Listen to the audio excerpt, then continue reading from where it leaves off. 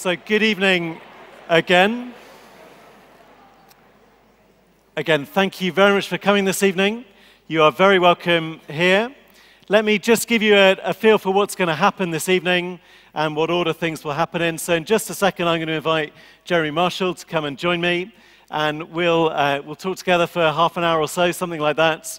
And then we'll have an interval during which you can get yourself another drink and keep talking.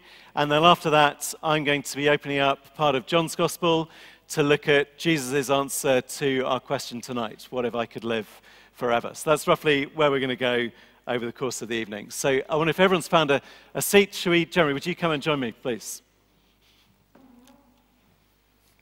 Try not to fall off the platform. Yeah, not yet. That's right. So, Jeremy, thank you so much for being with us this evening. I was talking to a friend of Jeremy's about interviewing him here, and he said, you know, he is really quite unwell, be gentle, but it must be, in some ways, the last thing you want to do, come out on an evening like this and be grilled. But Jeremy has told me to be as pushy as I like. Is that right? Do you want to please just authenticate that for push away? Me? Good. Jeremy is no stranger here. First started coming to church here about 30 years ago. I'm afraid so, yeah. I was at kindergarten in those days. Yeah. Something like that. Well, I'm going to give that away. So for those who don't know Jeremy many well, Jeremy Marshall is 53, married to Jeanette, with 3 children, 2 of them university age, 1 just now in the upper 6th. And I guess the first question would be, how have the last few years been for you? Well, maybe the best way to illustrate it, Charlie, is to tell you a story. Imagine that there's a climber in the Alps who's climbing away and having fun climbing, and suddenly he slips and falls down a very steep slope and is about to fall to his death over a sort of 1,000-foot drop, when at the last minute his rope coils round the bush on the edge of the cliff. So he's left hanging there, the rope around the bush, and his legs are sort of dangling on eternity. And he can't pull himself up. There's nobody around. He's in a desperate place. So in complete despair, he calls out, "Oh God, if you're there, please help me." And there's a pause. And then this voice comes from below, and the voice says, "Let go and I'll catch you." So then there's an even longer pause. And then the man hanging from the bush, and in the meantime the bush is sort of straining at the roots and about to fall out. The man says, "Is there anyone else there?" So I am that man hanging on the rope. Yeah. That's been your experience. Just so you were diagnosed with cancer, tell us when and how, give us some of it. I don't want to make it kind of gory or morbid details. But the medics here will want to know. Yeah, exactly. At least some, you know, they are like If that. anybody has a kind of wonder cure, you could let me know. That would be much appreciated. So 4 years ago, around the time of the Olympics, I just noticed I had this small lump on my ribs. So I went to the GP, and the GP said, "Oh, don't worry, it's just at your advanced age, 53 or 49 or whatever it was then. It's just a fatty lump, it's fine, but we'll run some tests anyway, nothing to worry about." So any of you who've been through the medical system, you know what happens is you get referred from specialist to specialist, and each person says, "I don't know what that is actually, we need to run some more tests." And then eventually they say, "Actually, we're going to refer you to the Marsden." And if you know the Marsden, they do one thing only, 100%, which is cancer, which is, you know, you have to be kind of rather stupid not to figure out what that means. So anyway, I went to the Marsden. They said, "You've got a really rare type of cancer. It's a type of sarcoma," which, if you're into medical stuff, is a cancer of the sort of muscle layer or muscle tissue. And the oncologist was quite optimistic and said, "Oh yeah, this, you know, should be treatable. Your odds are reasonably good." He did say, "If it ever comes back, you're toast." But he said, "No, it should be fine, and we'll." That's his best bedside manner. Yeah, that's right. Yeah. So I had various things. Surgery, radiotherapy, and then after a bit, they said, "Oh, you're all clear. Come back every 3 months," which then became 6 months for scans. So everything was fine. So I kind of forget until about 2 days before the scan. You forget about it. Anyway, so nearly 3 years went by. So May last year, 2015. I was round at a friend's house having dinner. It was hot. It was in the summer, and I had like a polo shirt. And I went to adjust the collar on the shirt, and I felt this huge lump on my collarbone. So I thought, you know, I know what that is. In fact, I just had to leave immediately and say, "I'm sorry, I'm feeling ill, I have to go home."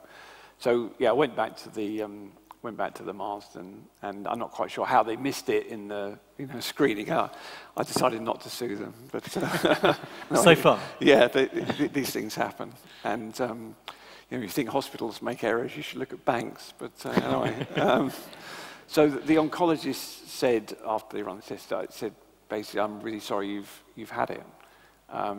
There's tumours all over your body, and there's nothing we can do. We'll try and sort of see if we can control it, but it's incurable.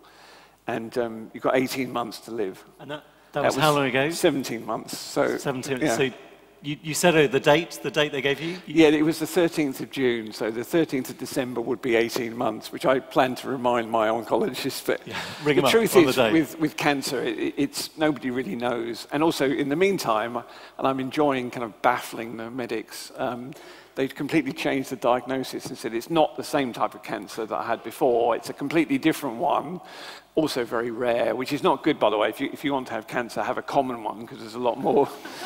Next time you order that at your local hospital, because there's a lot more drugs and stuff. But yeah, so that was that. So I've been through. I used to have a full head of hair, and I've been through 2 rounds of chemo. I'm just about to start a 3rd one. And the chemo has worked in the sense of that it's sort of, every time when you have chemo, it shrinks them, and you feel terrible. Then you stop having chemo, and they start growing again. So it's a bit like pushing a boulder up a hill, and then as soon as you let go, it starts rolling back on you.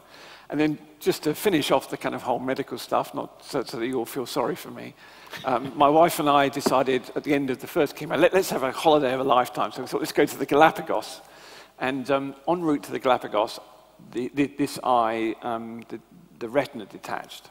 And unfortunately, we were in the middle of the Amazon rainforest when this happened in Ecuador. So by the time we got back to St. Thomas's, it was too late. So this eye was basically blind. But the eye specialist, great chap, said, oh, don't worry, lots of people only have one eye, you're fine, there's nothing wrong with your other eye. And then in May this summer, this eye went as well, unrelated to the cancer. I mean, you couldn't believe, talk about bad luck. I mean, it's ridiculous. So anyway, for several months I was kind of blind, basically, couldn't see anything out of either eye. And this eye has recovered somewhat, but then in the last few weeks it started going wrong again. And I've had numerous operations on both eyes, so I've got to have another one. And as I said to someone the other day, it's a pity that hospitals don't give you frequent flyer points, because if they did, I would be sitting with a massive balance. You were saying earlier you'd never been ill before that? Or No, I mean, I guess like a lot of people. The only time I'd ever been in a hospital in my life, which is a ridiculous reason, was for sports injuries, playing football, like sort of doing a tendon or whatever. Yeah, no, I've never been in a hospital, never even visited a GP. So within especially the second time, within 2 minutes, your whole life is totally transformed and will never be the same again. Yeah. Thank you. And in a second, I'll ask you more about how that felt, how you thought about that. Let's, again, just keep getting some background. So something about you and God. So you're a Christian. You became a Christian when you were a teenager. Just say why did you become a Christian? Yeah. The reason I became a Christian was that I suddenly realized it was true. So my parents made me go to church, which I thought was extremely boring and irrelevant and kind of just a fairy story and, wasting my time. And like a lot of stroppy teenagers, and if you have teenagers, I used to give my parents, especially my father, a very hard time about, what a repressive thing it was to force your children to go to church. But one day, nothing to do with church really, I would say, this sounds more mystical than it's meant to be, but I would say I had a personal meeting with Jesus Christ. It wasn't like a road to Damascus where the heavens open. I didn't see anything, but suddenly, just in going about sort of normal life, I suddenly realized it's true. It's not just something that your parents force on you. It's actually true. And if you like, the sort of religious facade of church and church buildings and stuff went away, and you realize there's actually a person here, and that person, Jesus Christ, is actually who he says he is. So he's actually God. And more than that, that Jesus actually came and lived in this world and came and died on a cross despite being God.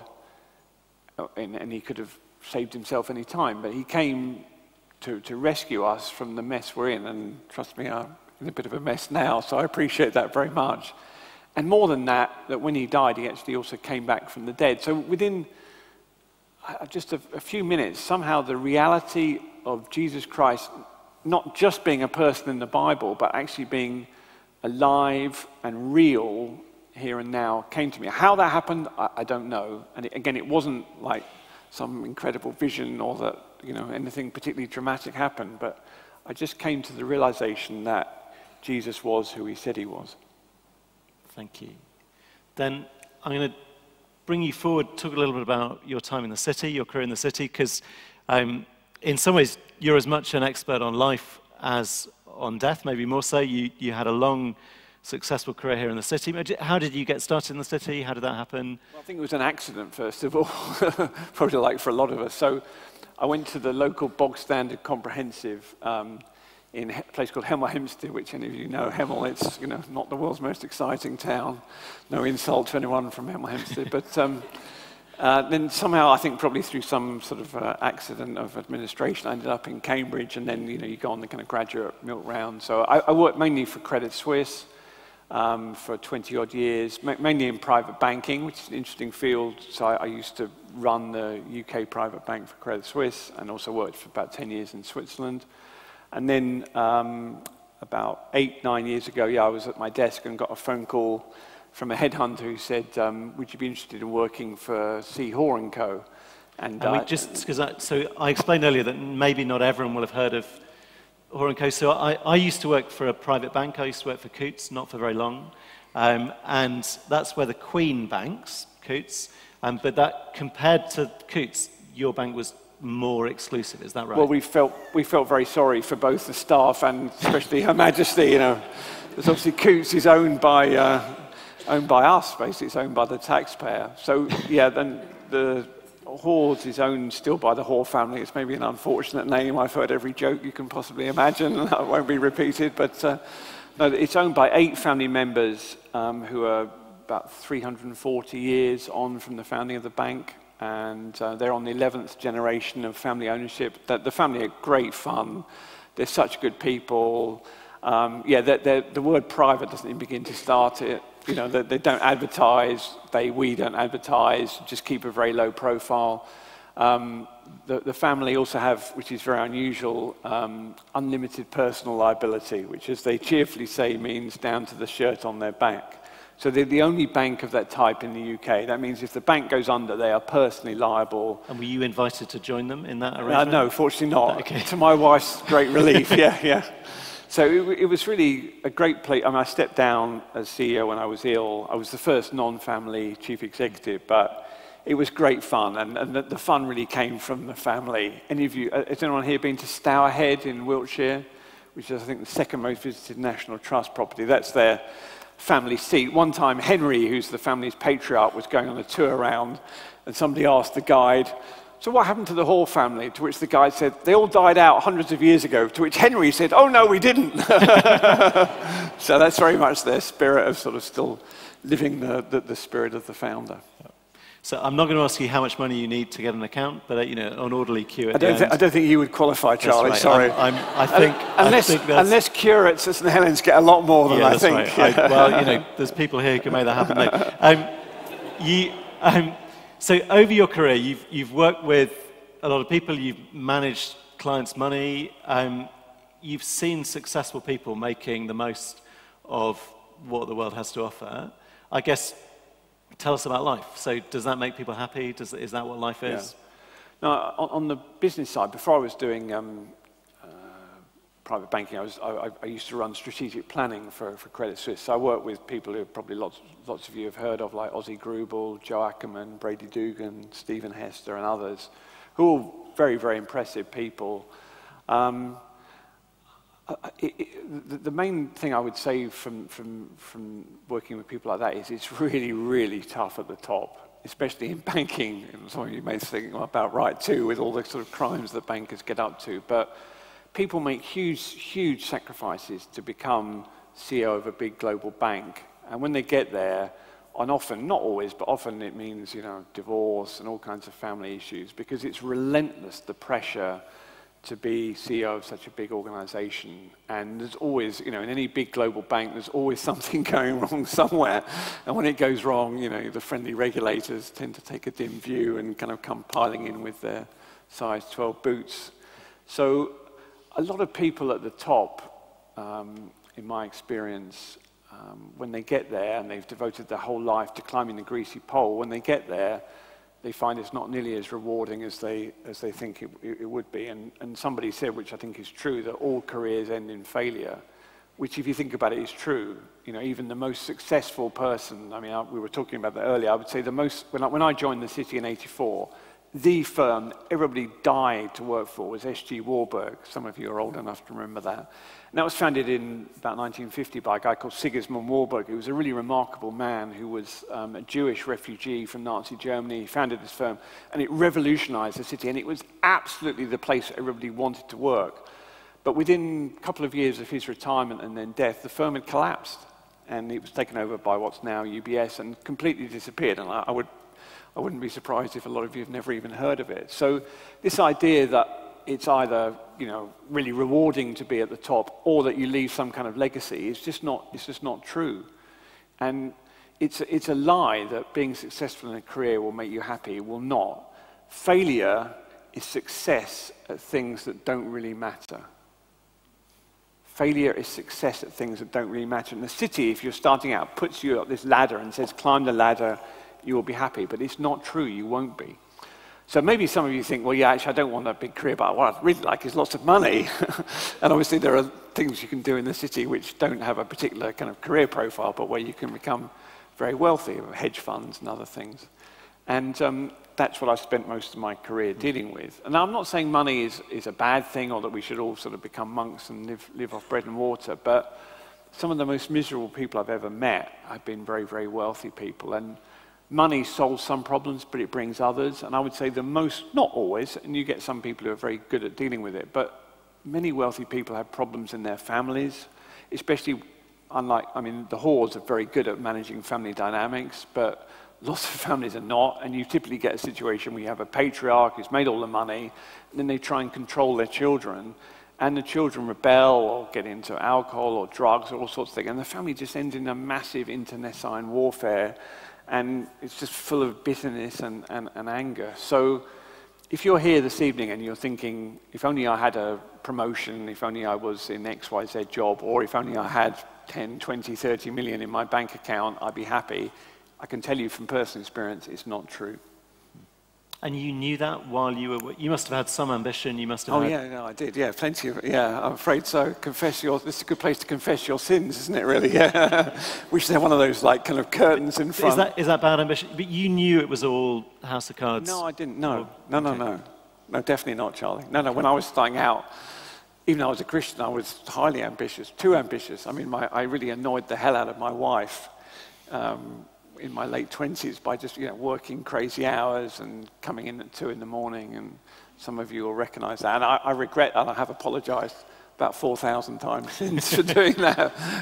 But no, I didn't realize it at the time, because when you're young, you think that's just the way it is, and there's tremendous social pressure to get on and get more money and get a career. And I don't think it's necessarily wrong, but if we make that our God, if we make that the center of our life, we will not be happy. God designed us to be happy by knowing him and having a relationship with him. And if we try and put something else, like the mighty dollar bill, in the place of him, it will not make us happy.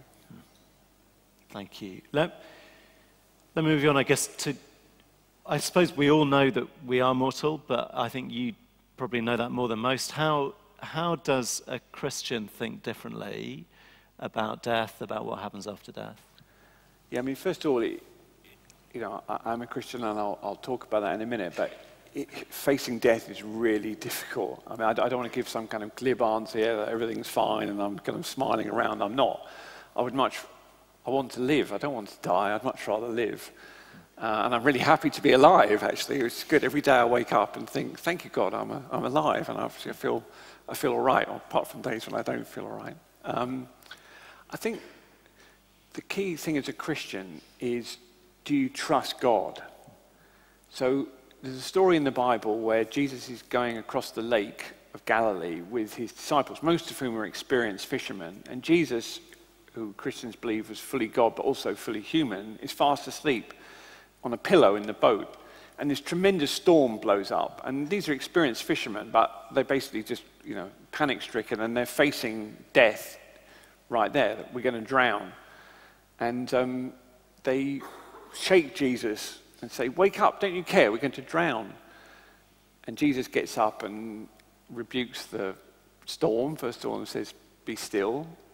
And immediately the wind and the waves stop. So Jesus rearranged tens of billions of atoms of water, because if you know anything about sailing, if the wind drops, the waves still stay for a certain time. And he also rebukes his followers for a lack of faith. So when you're feeling it, when you are ill, the temptation is that you doubt the goodness of God, and you say, "Well, God, how can this happen to me, and why am I going to die?" And that's not an easy thing to do. And the only way as a Christian to deal with that is to say, "God, I trust you. I trust that this is part of your plan." Because Christians believe that God is in control of everything, like Jesus was in control of the storm. But then sometimes God, you think, well, is he asleep? What's going on? Or you may think, well, he's awake and actually doesn't care. So that the acid test for the Christian is, it's easy to trust God if everything's going well, if you're getting promoted, if you're making lots of money. That's easy. The acid test is when the storm is raging, do you trust God then? And yes, I do. And I believe that Jesus is in my boat, so to speak. And although he may appear to be asleep, and if he wants to cure me, he can, and if he doesn't, that's up to him. But what I have to do is to trust him, and like a small child crossing the road with a father holding his hand, just to put my hand in his and say, "Okay, you take me where you want me to go." Now, maybe some of you are thinking, and if I were you, I would think the same thing. Well, that's all very well, Jeremy. It's kind of comforting to think that, but is it actually true? And that's actually a great question, because all sorts of things can be comforting and helpful. I just went on a holiday with my wife, because we had to cancel all our holidays because of the different operations. And we went to a place called Sedona, Arizona. Anyone ever been there? No? Okay, it's quite nice actually, but they've got this real kind of, we didn't only go there, but it's got this real thing about vortexes. It's all very new age, that if you go there and you can kind of stand on a certain place, it gives you an energy vortex. It's all rubbish if you ask me, but anyway, if you're into that kind of thing, Sedona is the place to go. But the question is there actually a reality there that makes a difference? And that's the same question about the Christian faith. Not, is it helpful if you're ill, which obviously it is, versus the alternative, which is, just it, you've had it, that's it. But is it true?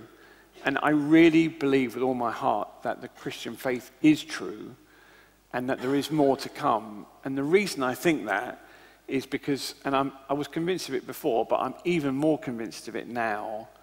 And now is a lot tougher question to answer than academically, when you're 80, that when I die, and by the way, sorry friends, we're all going to die at some point, Benjamin Franklin said there's two things you can avoid, death and taxes. Having worked in Switzerland, I can tell you can avoid taxes, but you can't avoid death, okay?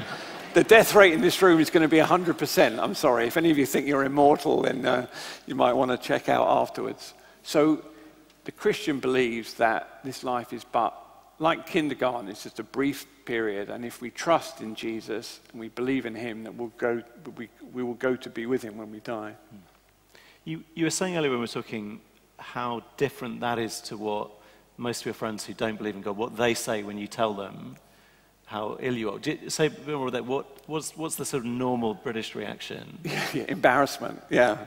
People don't, by the way, I feel convicted myself that when I had friends, family in the same situation, you just don't know what to say to people. And it is difficult to know what to say to people. I think that, by the way, if you're not sure, the best thing is just to be friendly and to sort of chat to people. And the worst thing to do is which I did in the past, is just to avoid people because you're embarrassed. But yeah, people who are not Christians, they don't know what to say to you. And the main thing they tend to say is be positive, think positive thoughts, which is, I feel like saying, would you like to meet my oncologist? He's just told me I'm going to die.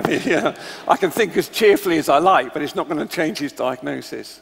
So I think as a society, we're embarrassed about death, which is a very British thing, and also we're afraid of it. I think embarrassment hides death because it is a terrifying, trust me, it is a terrifying thing to have to face death. Was it Woody Allen said, "I don't mind the thought of my death, I just don't want to be around when it happens." It's also the kind of bluntly messy process that tends to lead up to, especially, it's one thing if you get killed in a car crash, but if cancer tends to be not very pleasant way to sort of to snuff it. So the person who's not a Christian has really, sadly, doesn't know what to say. And as you've thought about what comes after death for you, what are you holding on to? What do you think that's going to be like? I think, I find I'm sort of driven back to the Bible. And the Bible, we believe, is God speaking to us. God caused it to be written thousands of years ago, but I really believe that God also caused it to be written so that it will speak to any of you who want to listen to what it's got to say. Jesus said, "Those who have ears to hear, let them hear."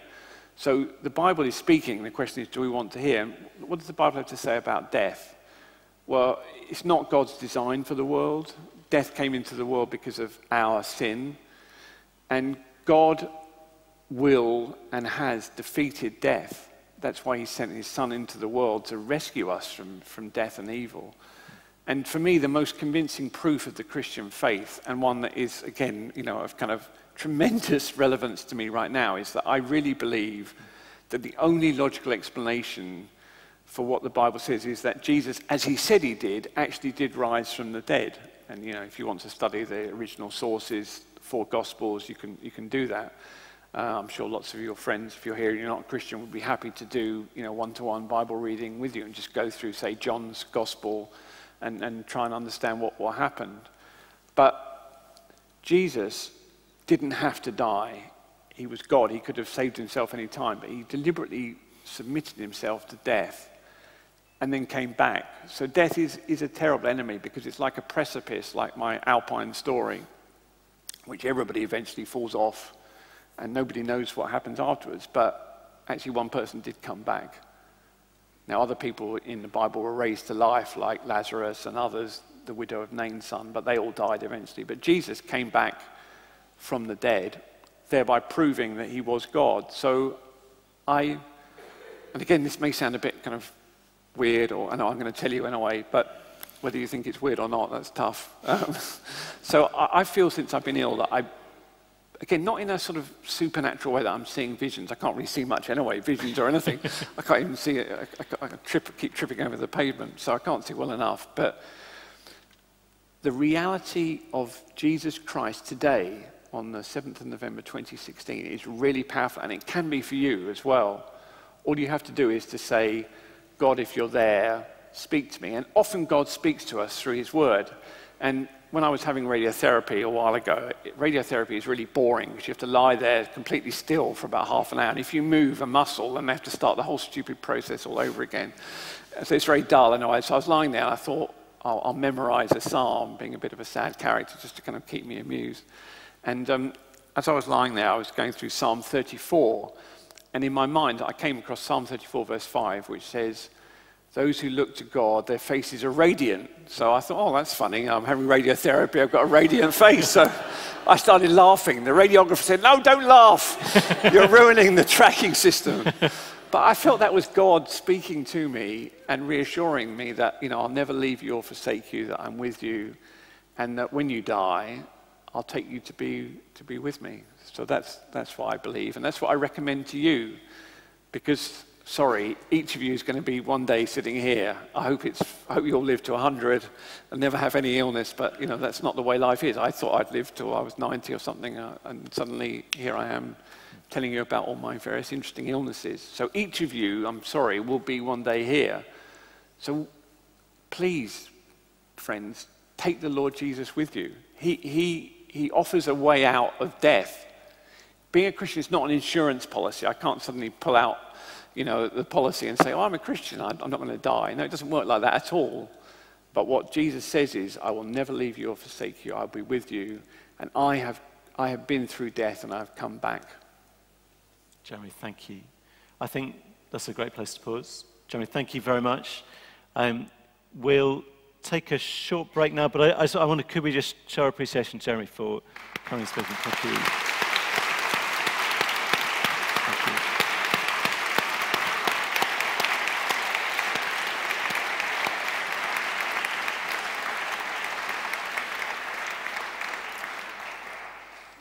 Thank you. We'll take a 10-minute break. My notes here say, before I die, I want to drink.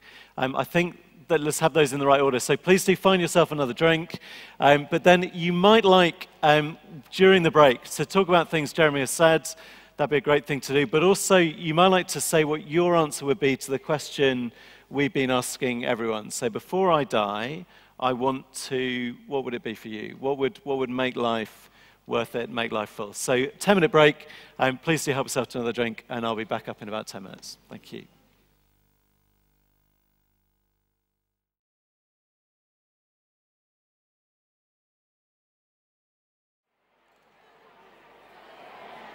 Thank you.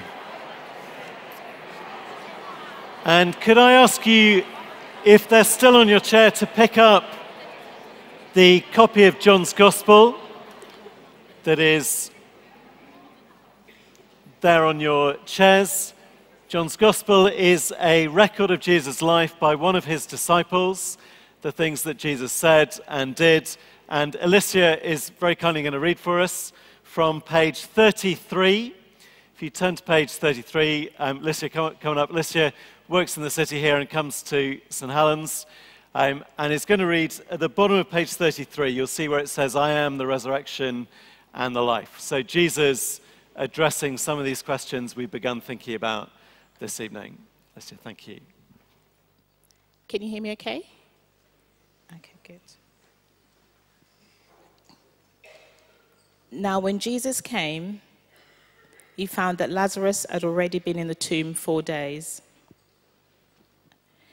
Bethany was near Jerusalem, about 2 miles off, and many of the Jews had come to Martha and Mary to console them concerning their brother.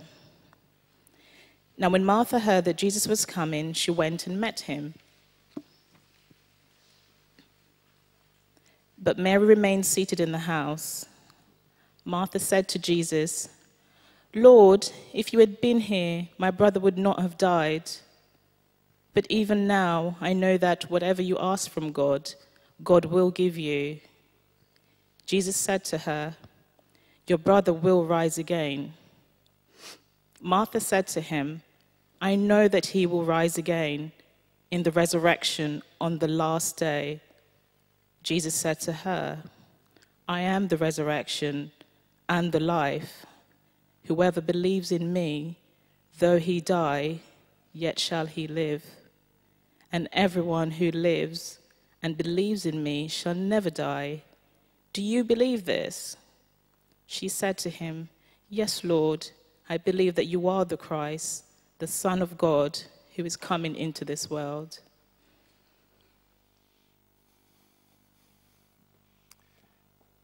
Lisa, thank you very much indeed for reading for us. Please keep that open. I want to look at what Jesus would say to some of these. I want to thank you. Obviously, we thank Jeremy. Thank you as well for being here to think about these big but difficult issues. And thank you to those of you who've taken part in kind of slightly low-budget social experiment that we've been running. I don't know if we can have the first picture just up there. So outside, on the way past, does that come up? There it is. We've had a board saying, "Before I die, I want to, ... the question you've just talked about. And it's the question that focuses our mind, doesn't it? What is my life all about? And I've got 3 points of reflection on Jesus' encounter with death, with his friend Lazarus' death. And the first one there is, I think, comes off what we've seen on that board, which is, first one, that we all want to live. We all want to live. And we've got some examples of things people have said, so if we could click on, and let's zoom in on a few of them. So that one was slightly unfortunate. We rubbed that one off. If you don't know, Hiscox is the building next door, and I don't know whether yeah, Mr. Hiscock saw that as he walked. Maybe it was him. I don't know. Let's have another one. So some of them, that says own a dog. Some of them were, just straightforwardly achievable. You could do that one tomorrow. Others were harder, make my life worthwhile. That gives you a feel of the range. Own a dog, make my life worthwhile. We had some that were not easy at all. Be a good man. How do you do that? We had others that were sort of, I don't know, is this one sad? Is it hopeful? Fall in love again? Is that someone who expects that soon? Or is that someone who's given up hope? We had one that was quite fun, so I don't know whether... I would love, if anyone can do handwriting analysis, I'd love to know if that is 2 people or 1 person who came back and changed. So we want to define ourselves. Here's one. So we did it. We made someone's life worthwhile. So I don't know what you said around the room. We all want to live. And the flip side of that is that we all, I think, if we're honest, share the same reaction to death. We all feel that suffering and death is terrible, is a waste. We feel it's wrong. We react in the way that Jeremy has helped us understand. That's how we react to our friends. We have a British embarrassment, but underneath this feeling, this is wrong. We are potentially angry with God about it. And if you've got the page open, just have a look at, I think, the question that we often want to ask God. Don't know if you're surprised to see it 3 times in a Bible passage. So we had it in verse 21 at the top of page 34, where Martha says, Lord, if you'd been here, my brother would not have died. Where were you, God? And it's there again in verse 32. There are 2 sisters and a brother in this story. The brother has died. The 2 sisters are weeping. Lord, if you'd been here, my brother would not have died. And I think verse 37 at the bottom of that page is exactly the question philosophers have been asking of death and of God. Could not he who opened the eyes of the blind man, if you're so powerful, God, couldn't you have kept this man from dying? That's the story. Lazarus is Jesus' friend, and he has died. You'd think if you've got a hotline to Jesus, there should be something he could do about death.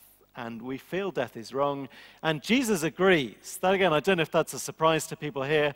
If you look at verse number 33, Jesus reacts to Mary's grief and her friends. He was deeply moved in spirit and greatly troubled. Verse 35, Jesus weeps. Verse 38, he's deeply moved again. And that is a classically English translation. Jesus is deeply moved. You can imagine that at C. Hoare & Co. They're deeply moved about the wrong biscuits or something. But Jesus is a Middle Eastern man. And this is the sort of funeral you see on the news after an atrocity. Jesus feels death deeply, agrees with us. We want to live. And that is why we have this industry on staying young and finding cures and the desire to make life count. Let me show you a headline from Time magazine. 2045, allegedly, is the year when man becomes immortal. And that would be an exciting story any day. But let me show you where I was when I saw that. These are the 2 books in the room I was in. When I saw that headline. We had the Time magazine, and that is the intensive care unit, relatives comments book. I was there because my uncle was dying in the room next door. So you imagine how many people had been through that room. There was nothing else to read in there. Let's read about living forever. While just the other side of a door, people they love and care about were dying. And I think we know that a good life, a full life, doesn't remove the desire to live more. I don't know, you have friends who seem to pack in so much to their life, and you think, well, have I done enough? Is my life going to be worth it? I was at a funeral for a friend, and 3 of us went, 3 friends. We didn't know that he'd committed suicide until we got there, and was reading on the back the charity we were raising money for. And the idiot taking the funeral was talking about how wonderful death was and how positive, really. And we looked at each other and just, that is a lie. Certainly the friend who'd seen him that morning, the morning he'd killed himself, thought, he didn't feel, oh, great, He thought, well, if only I could have stopped that, if only we could have helped him see something. We all want to live. Second reflection, and Jeremy has said this authoritatively and well. Second reflection, we will all die. We will all die. I think the first of my observations, I think our culture gets well. We are obsessed with living and making the most of everything.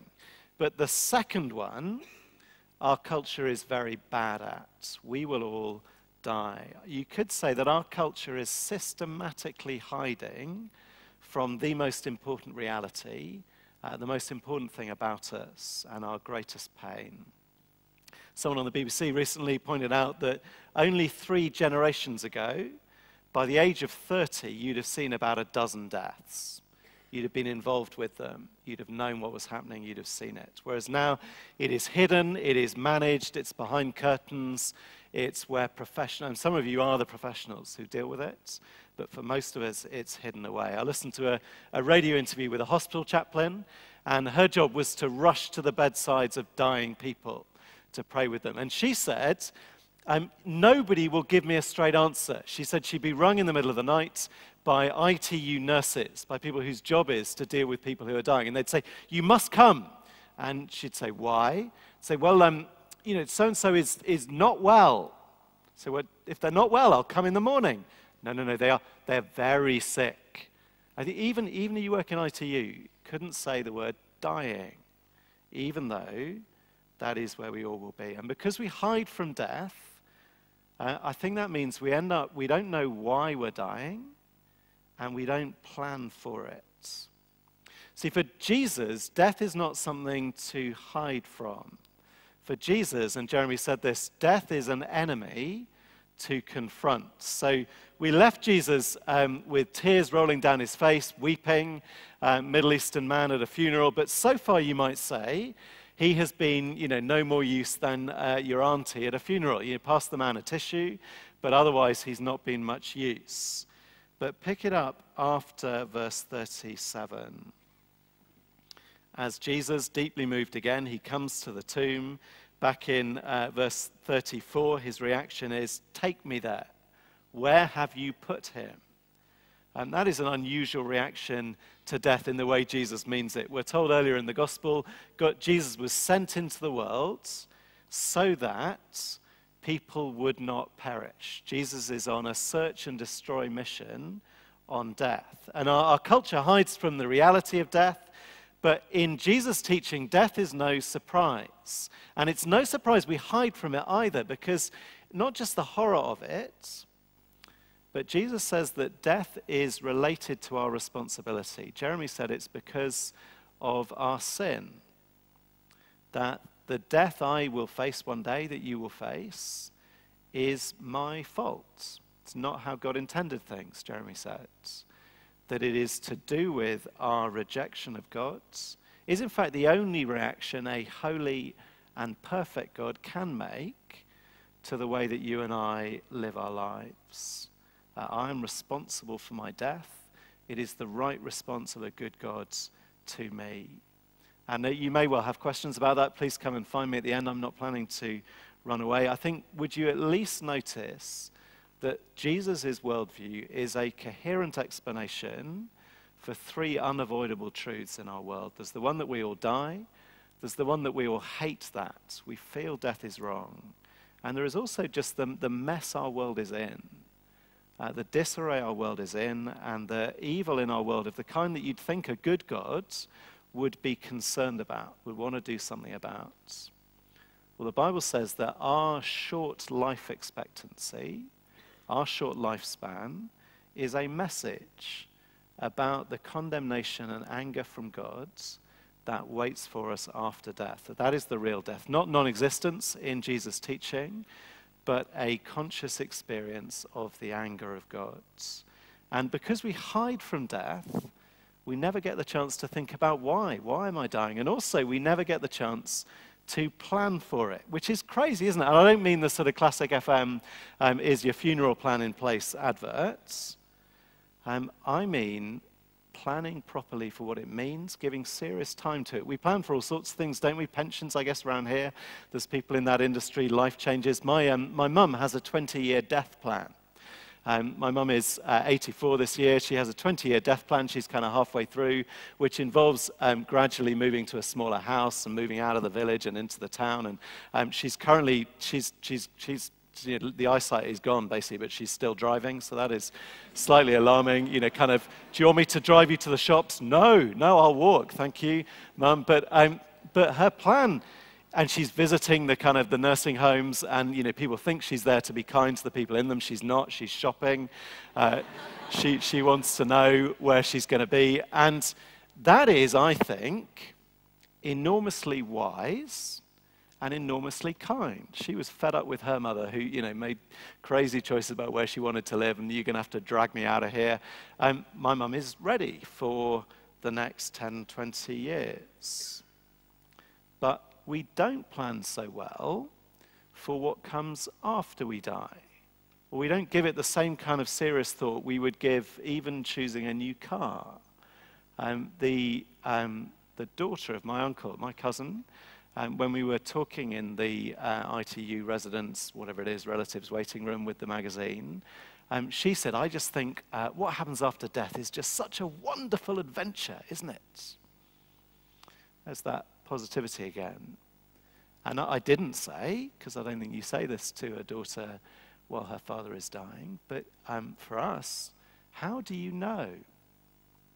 What makes you think that? What makes you think it is a wonderful adventure after you die? Have you given it? And the person who told you that, what kind of credentials do they have? What kind of expertise do they have to tell you what will happen when you die?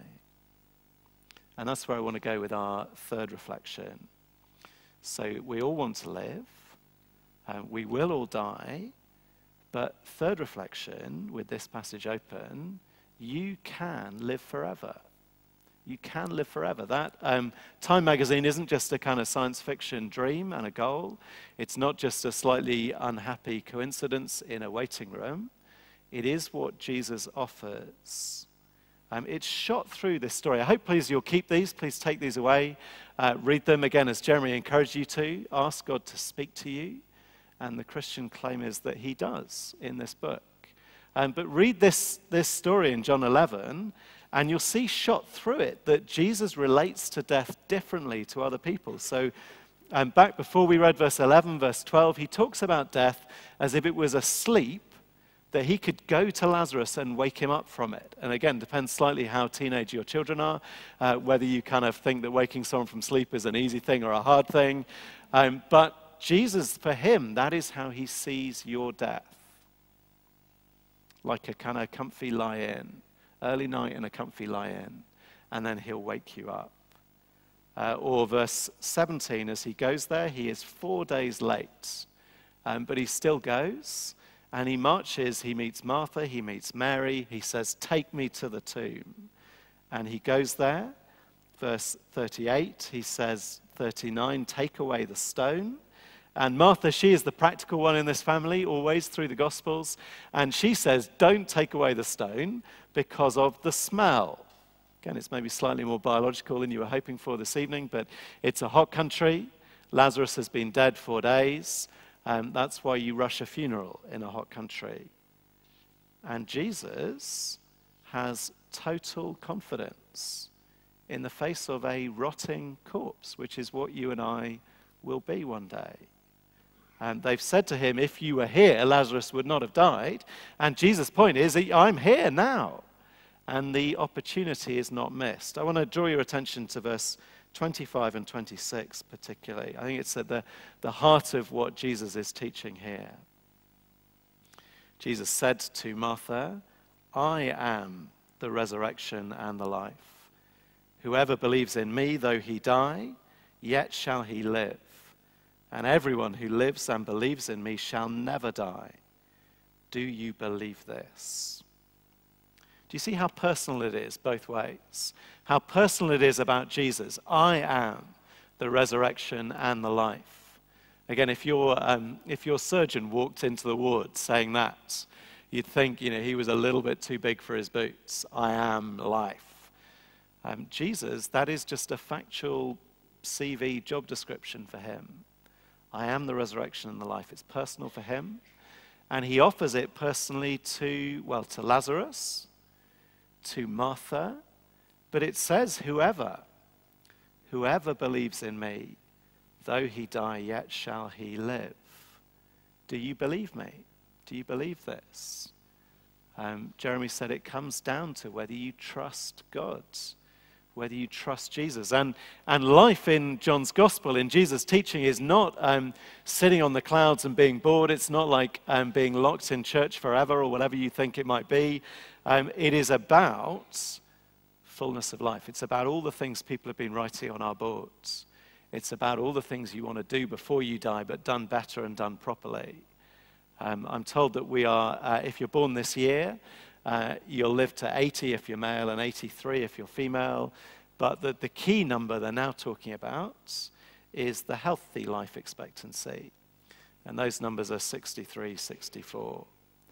But in John's gospel, when Jesus talks about life, he doesn't mean eking it out in a nursing home. He means feasting and weddings. And you've been paralyzed for 38 years and now you walk. And he means cold water to drink endlessly in a desert when you're thirsty. He means food that satisfies you. He means come and join my family. Have God be your father. Come and move into my house. Jesus says, I am the resurrection and the life. Do you believe this? The issue is personal trust. Is Jesus the kind of person you'd trust to throw a wedding? You'd trust to bring the water in the desert? Would you trust him to book enough rooms when you go away on the work do? Do you trust him with your death? Just turn on with you to John 14. Just a few pages further on, it's page 43.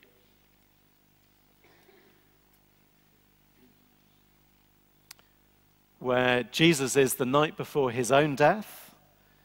And he says this to his disciples who are worried. It's good it's that way around. Jesus is dying, they're worried. Jesus is reassuring them. He says, let not your hearts be troubled. Believe in God, trust God. Believe also in me. In my Father's house are many rooms. If it were not so, would I have told you that I go to prepare a place for you? And if I go and prepare a place for you, I will come again and will take you to myself. What Jeremy says. Death is going to be with Jesus. So the issue is, do you trust Jesus? And a life beyond death, a defeat of death, is possible because Jesus dies our death for us. I am going to prepare a place for you. It's not he needs to change the bed sheets and make sure the curtains match your favorite color. He is kicking open the door, making the way to get there as he dies in our place, to carry away God's anger with me, the things that I've done that mean that death is the right thing to give someone like me. Jesus is going to take that away as he dies. Says, so now do you trust me? When I say there'll be a room for you, there'll be a place. There is an invitation that is quite a moment, isn't it? On Jesus' behalf. You've been told you're going to die. On Jesus' behalf, I issue you that invitation. Would you like to live forever? That kind of life. And it boils down to, do you trust this man? Is this the kind of man you would trust to book you a room? Jesus has real expertise on death. Comes into this world to die. They kill him, and he is raised, indestructible. Not like Lazarus. Poor old Lazarus is dead again. Jesus is indestructible. He has the specialism. One of my other uncles, I'm at the age where my uncles are dying. I took my uncle's funeral, and he was a paratrooper in World War II. He dropped at Arnhem. He was in one of the Pathfinder squadrons. So I'm in the room taking the funeral. There's all these 85-year-old men who clearly could still take me. You kind of think, these are the guys you wouldn't want to get locked in a dark alley with. And I'm talking about, so their job, if you don't know, their job was to drop a day or so before everybody else, behind enemy lines, and they would hold the ground that everyone else would drop on the next day. These are the hard men. They drop into danger. They hold it there for you. I was able to say at his funeral, that is basically Jesus' job. Jesus drops into the mouth of death and he holds the drop zone. He fights with death, defeats death for you so that you can pass through it in safety. And so do you trust him? John would say you must, you should. John would say, I was there that day, there was a rotten corpse. Take his sister's word for it. Don't open that tomb. And the rotting corpse, just turn back to chapter 11, because this is quite fun. Page 35. Jesus gives, verse 43, Jesus gives the rotting corpse a command. Jeremy told us that Jesus can tell waves to be quiet. Well, he says, Lazarus, come out. And I don't know if I think it's just a good thing he put the name on. That he's standing in a graveyard. The creator of the world is standing in the graveyard saying, come out. And thank goodness, you imagine the lawyers trying to sort that one out if everybody had come out. Jesus says, Lazarus, come out. And the man who had died came out. And his biggest problem is that his big entry back into life, some idiot's wrapped him in grave clothes, and he's got to kind of shuffle out. John would say, with evidence like that, every day I spent with Jesus over years, what do you want me to believe about him? This is not a normal man. This is a man you should, you must, you can trust with your life. And that kind of decision you are very good at. You make those kind of can I trust this person decision all the time. You hire people, you fire people, you choose whether you want to go and work somewhere, you choose your flatmates, give them keys to your house, you choose someone to marry, you go to sleep and they're in your house, you don't know if they're an axe murderer or what. Yeah. You make these kind of big decisions. It's the same one. Do you trust this man? You could read John's gospel, get to know him. What would you have done if you'd been John? Would you have ended up trusting him? And I just want to finish by asking if you would give it good time, this decision. Would you take it seriously? Good time to think it through. I want to tell you one other story about a funeral. In my job, one of the worries is your first funeral. What's going to be your first funeral? How's it going to go? And my first funeral was a funeral of a man who used to sit just over there on that table there. And he was one of the 7/7 bomb victims, July the 7th bomb victims, young guy, worked in the city here. He worked in pensions and didn't have a pension. That was one of our jokes. He was kind of mid-30s guy selling everyone else a pension, completely unprepared for retirement. Turns out that was an all right decision in his case. But at his funeral, I was able to say Jamie spent the 6 months before his death investigating Jesus Christ thoroughly. He'd come here every night for a thing called Christianity Explored. We run here. He would ask big questions. Never going to be a pushover. John, come on, or Mark, show me. Show me why I should believe in Jesus. He looked into it, and before he died, he told the guy he was chatting about it with that he trusted Jesus.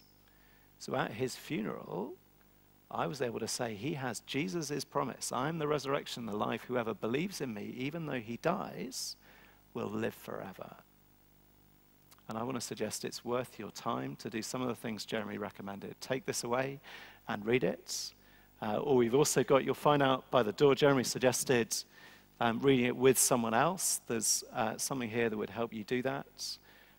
We would love you to work out, to plan for, to think about your death before it happens, so that you would be with Jesus when that happens.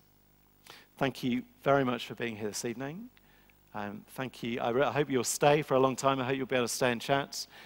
Please do come and chat to me if you'd like to, or people on the way out there. You'll see cards on the table that invite you back anytime you'd like. We meet Tuesdays and Thursday lunchtimes during the week, again, thinking about these kind of issues, and then Sundays at 10:30 and 2:30 in Mandarin, 4 and 6. We'd love to help you keep thinking through these huge issues. But thank you very much for being here this evening. I'd like to, again, thank Jeremy very much for giving us time this evening. And please do stay and keep talking. Thank you.